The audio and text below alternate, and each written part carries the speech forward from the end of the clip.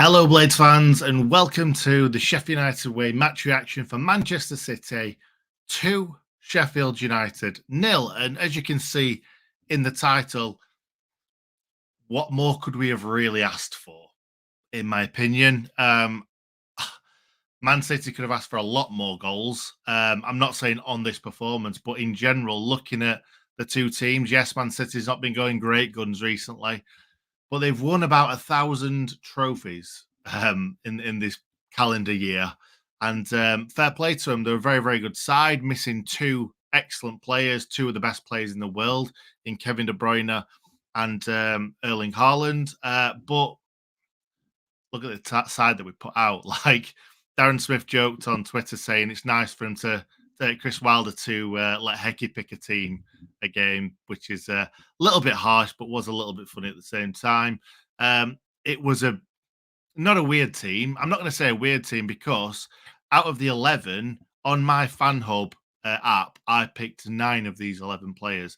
I didn't expect Thomas to play, and I expected Archer to play instead of Brooks. I thought it would have been a midfield of Norwood, Vinny Souza, and Slimani, with obviously the suspensions that we've had recently, which is Harmer for today and an L for today.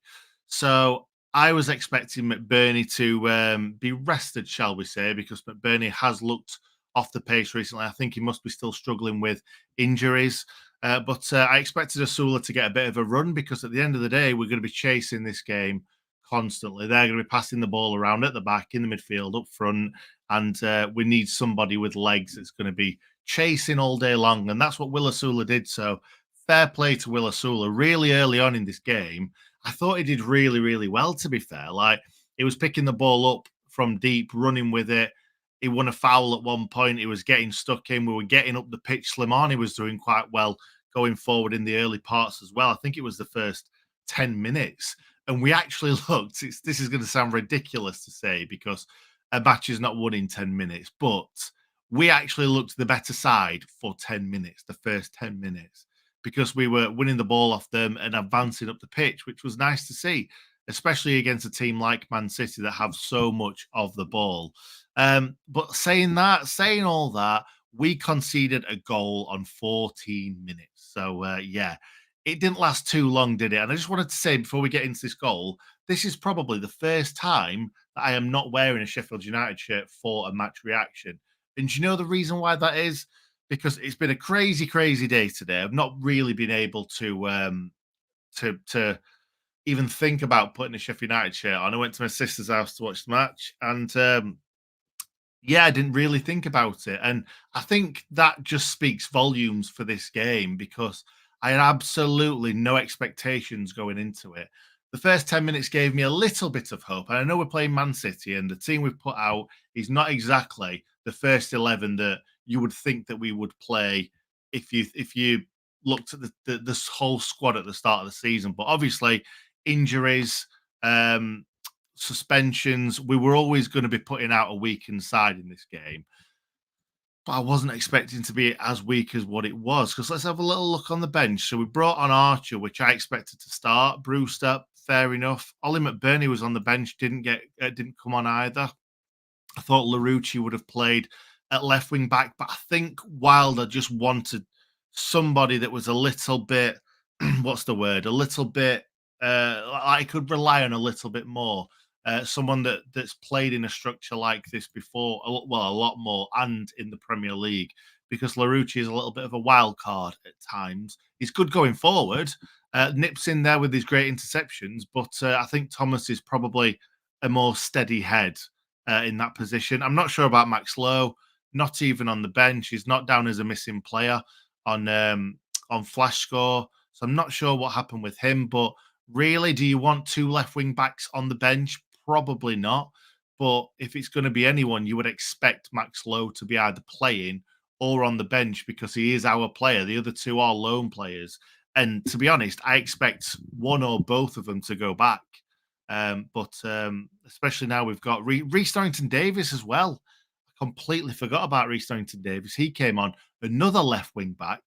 So, yeah, right now you would expect if we're going to use these loans up better in January, then we'll send Thomas and Larouci back if we can, and use Max Lowe and Reece Norrington-Davies as the two left wing backs. But obviously, with Norrington-Davies coming on in the 89th minute, there was a reason for that. Like you don't want him to come on with 25 minutes to go and just be chasing and pick up an injury, because we are playing the best team in the world right now. World, Europe, Premier League. We are playing the best team, one of the best teams of all time, you could probably say. Even with or without Haaland, they are still a very, very good team. Anyway, so out of all the players that could score, it's obviously going to be Rodri, because Rodri seems to come up clutch for Man City quite a lot of the time. And he did again today. He scores goals. That boy scores goals. He's got 4 this season, which is more than he did for the whole of last season, which is pretty damn good for a central defensive midfielder. And yeah, what happens is the ball gets played, I can't remember who into, probably Bernardo Silva. Sousa flies in on Rodri. Rodri, little dink over his foot and he's away. He probably could have gone down there, which any other scenario probably would have gone down if he'd got bodies in front of him. But he didn't. He stayed on his feet because he got loads and loads and loads of field to kind of go at. And he runs and runs and runs. And Jack Robinson should have got closer to him. Yeah, we know this. But at the end of the day, yes, I know Rodri has scored a lot of goals, but a defensive midfielder running towards your goal, still from quite far out on an angle, I don't think you'd expect him to hit it quite as well as what he does. And it's right into the corner, I believe. I've seen it from a few angles, but I've not seen it directly from behind or directly from behind the goal. So I've seen a few people say on Twitter that Wes should have got there. I don't know. I'm not going to keep giving Wes grief. Like, Wes himself must know that he's not been very good recently. So I don't want to rub it in anymore. I'm not going to say that this was Wes's fault. I don't know. But he didn't do a lot wrong in this game, to be fair. In the second half, he did get charged down by Alvarez for taking way too long on the ball. And to be fair, a few passes back to him, he was taking a few too many chances in my books, but he got away with all of the rest of them. And I know I've just said that I'm not going to give him much stick, and then I've gone and given him stick. So that's the last stick I'm going to give Wes in this video. I don't think we were bad in this game. I really don't think we were bad. We just weren't good enough to beat Man City or get anywhere near them. I think the problem was, I think Wilder probably thought, let's try and see it out until the 70th, 75th minute, and then we'll try and think about getting something from the game, because you just can't go toe-to-toe with Man City, or most teams can't go toe-to-toe with Man City. I think right now, this was probably one of the worst Man City performances I've seen when we've played them. Like, they've played us off the park many times in the past few years, but I don't think they were very good. I think they were in second gear. I'm not saying that they were bad. I'm just saying that I just think they stayed in second gear all the way through, and it's a typical Pep side in the sense that when you used to watch Barcelona under Pep, it was so boring to watch because you had 11 men behind the ball, and then you had Xavi, Iniesta, Busquets, David Villa, whoever else, just passing the ball from side to side, passing the ball until they find a gap. And that's what you've got to do, because if we'd have gone toe-to-toe with them today, they'd have absolutely teared as a new one. But we had to sit in. We had to do that. And I could see what Wilder was trying to do. And going in at half-time 1-0 down, I was kind of like, it's a bit gutting that we've gone 1-0 down. But at the same time, we're still in it. A lot of people will say, no, we were never in it, because we didn't get anywhere near scoring a goal. But we were. If you're within one goal of any team, you are still technically in it. Because look at the Brighton away game. We got absolutely mullered for 45 minutes, probably 50, 55. All it took was a red card, something crazy to happen in the game, and then you're back in it and we got a point. I know this is Man City and not Brighton, but at the same time, in my book, if you are 1-0 down or 2-1 or 3-2 down, you've always got a chance of getting something from the game. Something crazy could happen, a red card, a penalty, the other team, I don't know, just slipping up and a terrible back pass or something like that. There's always a chance. So it was nice to see us going 1-0 down at half time. Not nice, but you know what I mean. Just before half time, actually, there was I will give Wes another little bit of respect here. He made a great save from Bernardo Silva when I think it was Foden slipped him in. He got through on his right foot, obviously his unfavoured right foot, but he hits it across the box and Wes makes a terrific save and it goes out for a corner. On the 40th minute, Bogle whipped a lovely ball in for 𝗲𝗚 and he just doesn't get the right connection on it. It's a great ball in from Bogle. It's pretty much pinpoint exactly where 𝗚 would probably want it. And I think you look back on it and you think, if he takes a touch, he's got a one-on-one with Akanji, I think it was. But you just don't think about those things in those moments, especially when you play Man City. If you get a chance, you've got to go for it. And he did. And like I say, he hit it towards goal. I think it was fading away, but it hits Akanji, goes out for a corner. I think pretty much from the resulting corner, or maybe we might have had another one after that. The ball gets played. I think it was from the resulting corner. The ball's played in, and 𝗚𝗚 gets his head on it. But again, he's fading away with the ball curling outwards. He gets something on it, but it's just not enough. And Edison makes a really good save, or a pretty standard save. That might have gone wide, to be fair, but I think it's gone down as a shot on goal because we've got 2 shots on target here, which is actually more shots on target than we've had against a lot of teams away from home this season. So that's another thing that we can be positive about. 4 goal attempts, 2 shots on target, 2 shots off target. They're 18, 4 shots on target, 14 off. So 4 shots on target from Man City is not great. So good for us, not great for them. Their XG, which I've got hammered about this recently but their XG is 2.4. So they have pretty much done what their XG is telling us. Our XG is 0.32, which we have 2. But again, expected goals 0.32 to us. Again, we've probably had a lot less than that this season, going away to worse teams. So it could be worse. 18% possession is not great. But against Man City, if you're going away with a point and you've had 18% possession, no one cares. No one cares. There'll be teams that have gone to the Etihad this season, picked up 20, 25% ball possession and got something out of the game, or maybe even won because Man City held the ball that much. So yeah, overall, it's not a terrible result.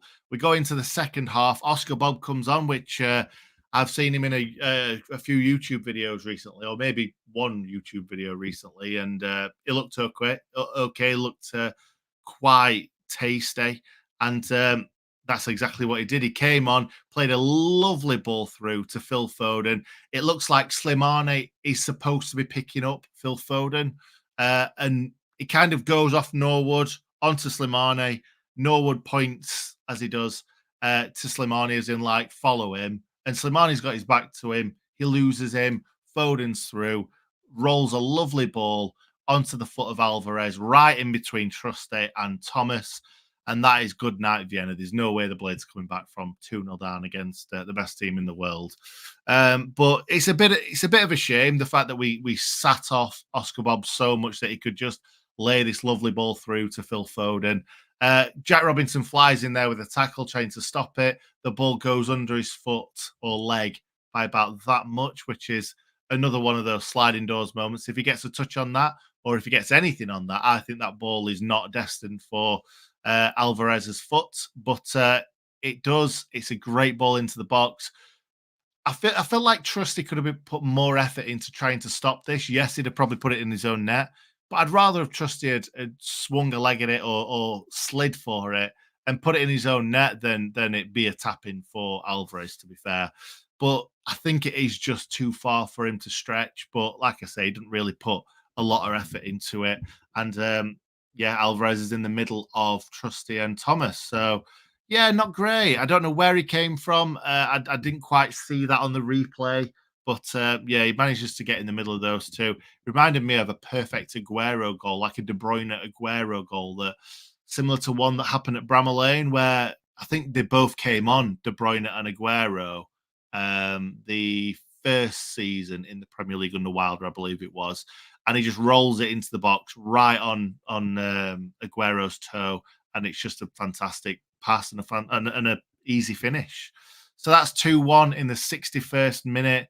Yeah, I'm thinking that that's over. We bring on Archer and Brewster, but again, the game's over. I saw that Brewster went out to the right-hand side, and then Brewster's playing at centre-back at one point, trying to clear the ball.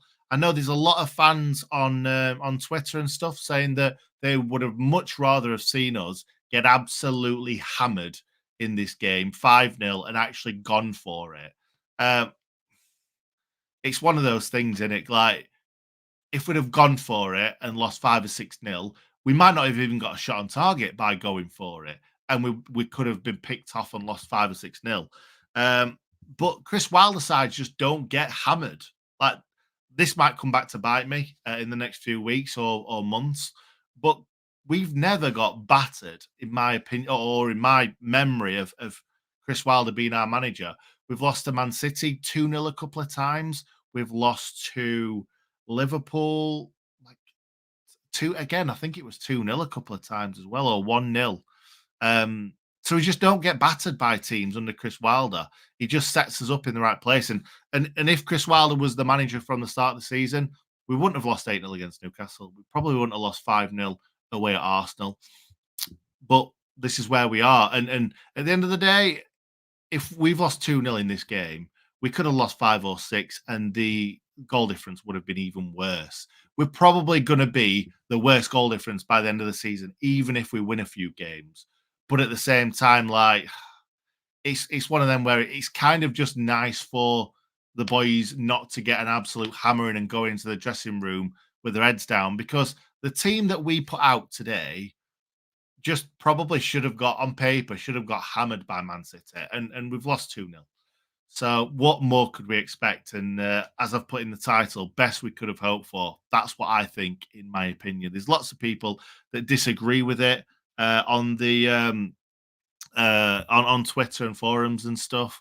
But at the same time, like, it's just we knew we were never going to get a win out of this game. It was very, very, very unlikely that we were going to draw this game, as we were 40-1 to win this game. So we haven't done too bad. I don't think it's a game where we're going to be walking away thinking, do you know what? We've got thoroughly beat today. We haven't. We've got thoroughly dominated, just not by the scoreline. Anyway, let's go into the comments, guys. Nice to see everyone join again, even though it's one of those seasons where we're just taking beatings after beatings after beatings. But hopefully, I do think we're still going to go down. We are still in a really bad position. But let's just have a look at the table just for a second, because I'm not saying we're going to stay up, but I think we're all maybe going a little bit over the top with it, because Burnley fans think they're going to stay up, right? Burnley are 2 points in front of us. 2 points. So we're down in the dumps thinking, it's done, we're down. Burnley are 2 points in front of us, and they think they're going to stay up, guys. So let's look at the bright side and think there's a possibility that we don't finish 20th. Luton have got a game in hand, fair enough, but Luton are 6 points in front of us. Obviously, that is bad. Everton 7 in front, and then Forest 9 in front. Now, I'm not for a second thinking that this is good, but at the same time, if we can sort of have a run of games where we pick up a win, couple of draws, not lose for 3 games, we'll put ourselves in a better position than we were before. And I'm sure under Chris Wilder, we will pick up wins at some point. We will pick up points. We'll pick up a draw when we probably don't deserve to pick up a draw. We'll probably win a game that's scrappy. We'll probably lose games where we've dominated. There's a long season to go. But at the same time, like, we're in such a bad position now. We pretty much need a really, really good run just to put ourselves in the reckoning. But yeah, let's not be too hard on ourselves, because at the end of the day, I see a lot of people turning on Chris Wilder already. And actually, he's done a good job as of up to now. Like, losing against Luton with 2 own goals, no one saw that coming. we've lost to Liverpool 2-0, which we were in it for the full game. We've lost to Man City 2-0, which we were in it for a large portion of the game, looking at the scoreline. We've lost to Luton, which was, like I say, unlucky. We've beaten Brentford with, I'm trying to think of the, I don't know why I'm trying to think of them when they're most likely in front of me. We've drawn against Villa, which we should have won. We've lost against Chelsea, which was a pretty bad game, to be fair. So Wilder's not had a bad start, especially how bad we were under Heke. We lost 5-0, 5-0 to Burnley. And people are thinking we've got absolutely no chance. And yeah, we might not have a chance. But Chris Wilder's not done a bad job since he's come in, to be perfectly honest. But the problem is we're in such a bad position that just one loss against Luton that's really unlucky, by my opinion anyway, just puts you in a even worse position. So anyway, let's go through the comments. I think I'm among a few who think we should go all out in January. Feeling is that we're already down, but 7 points still. That's what I'm saying. That's what I'm saying. I'm not saying we're going to stay up, but it's not massively unattainable. Getting a few wins and getting ourselves back into the reckoning. That was tough today, and it looks bleak unless a miracle happens. It's Man City at the end of the day, and what do you expect? Like to have seen 𝗬𝗓𝗓 start today. Look good against Villa. He did. What was Man City's value on the pitch today? Don't even want to think about it, John. Don't even want to think about it. Norwood fell asleep for the second goal. That Mark's thing. To be fair, I think it was a bit of both, Norwood and Slimani. Maybe Slimani. Slimani's more of an attacking midfielder, Norwood more of a defensive midfielder. So maybe Norwood should have taken that on and made sure that Foden didn't get through there. Predictable, a word. The media is in meltdown because Man City set a new Premier League passing record. So what? I've let Newcastle have 20,000 passes if I could have kept the score down to 2-0. Yeah, fair play. Any inside information what's coming in January, Nick?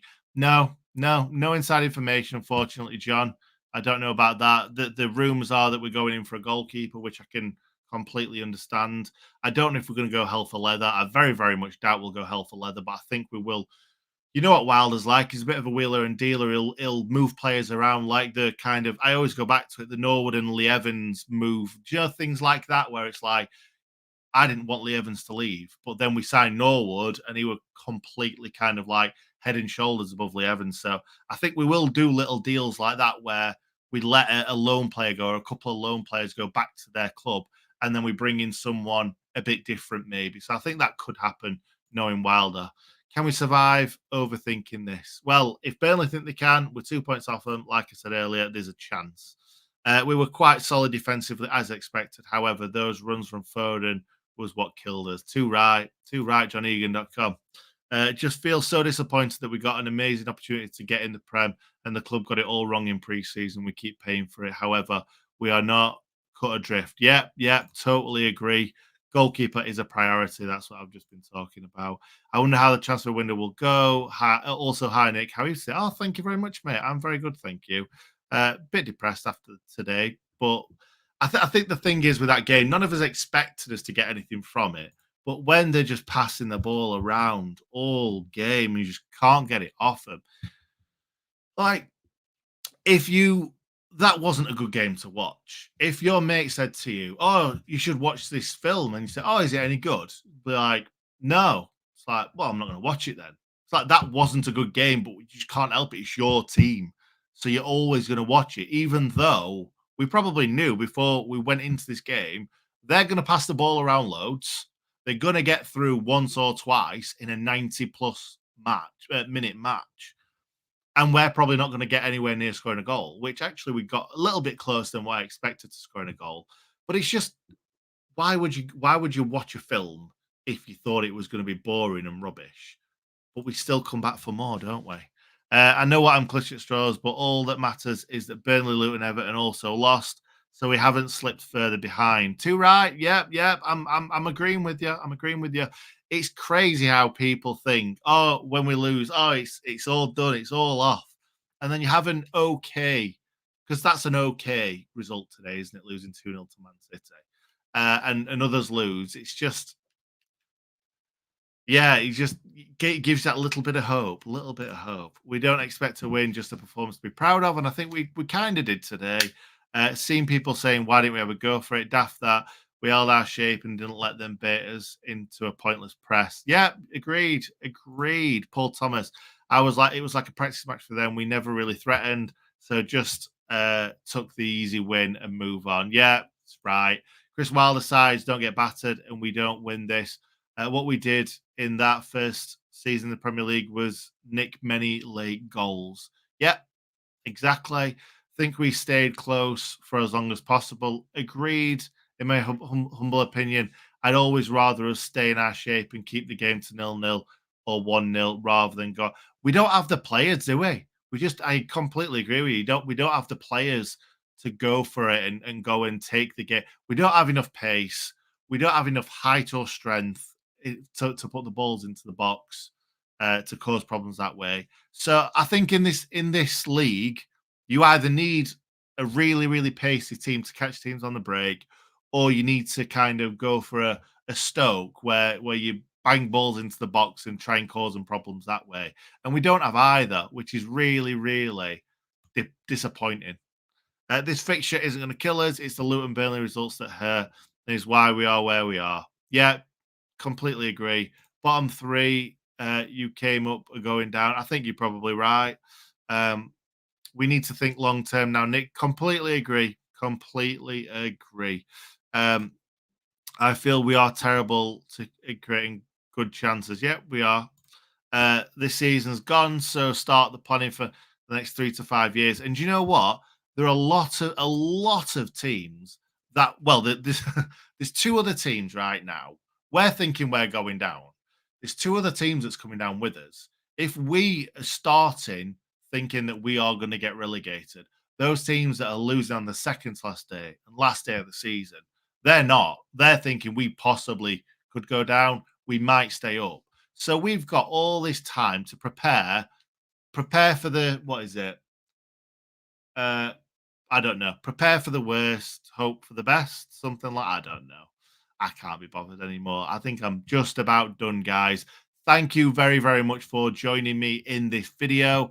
I really appreciate it. We are possibly going down. We're probably going down, but I really appreciate everybody joining me anyway for this therapy session. I need to change these from match reactions to therapy sessions, don't I, really? Because that's what it feels like it is week in, week out, like the COVID season. Anyway, guys, please leave a like on the video before you go. And yeah, I'll see you very, very soon. Have a great rest of your Christmas break.